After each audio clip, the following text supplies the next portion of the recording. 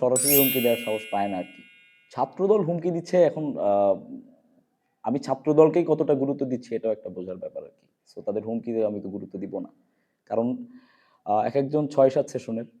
So ওনাদের যথেষ্ট ব্রেইনটা এখন যথেষ্ট মরিচা ধরে গেছে। একটা ক্যাম্পাসে ১৫ বছর স্টে করার মতো ধৈর্য আমার মনে হয় না যে কোনো স্বাভাবিক মানুষের আছে।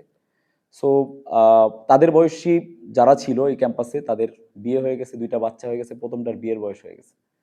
তো এই সময়ে এখন পর্যন্ত ক্যাম্পাসে থাকা, রানিং স্টুডেন্টদেরকে হুমকি দেয়া, এটা নিতান্তই আ একটা আমার মনে হয় না যে এর থেকে বেশি গুরুত্ব দিতাম যে কর্মচারীরা যদি কোনো কর্মসূচি ডাকতো, সে সালাউদ্দিনকে কিছু বলতো, আমি বলতাম যে তারা ক্যাম্পাসের পার্ট। তারা ক্যাম্পাসের পার্ট না। ৬-৭ সেশনের একটা শিক্ষার্থী অ্যালামনাই হইতে পারে খুব জোর।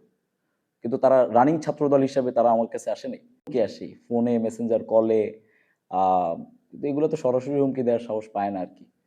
এখন হুমকি-দামকি এটা একটা আ মানে রিভলিউশনের একটা অংশ। যারা ছিল তাদের হুমকি আসবে। যারা আ বিভিন্ন সময় যাদের যাদের জন্য থ্রেট, তাদের কাছে তো হুমকি আসবেই। সো হুমকি আসে। এটা নরমাল এবং আমি সবসময় বলি যে আমি আল্লাহর ইচ্ছায় নিজের ভাগ্য নিজে লিখছি। সো এটা নিয়ে যে খুব বেশি বিব্রত হব, খুব বেশি ভয় পাবো, ঘর থেকে বের হব না, নন্দলালের মতো কবিতা লিখব। বিষয়টা এমন না।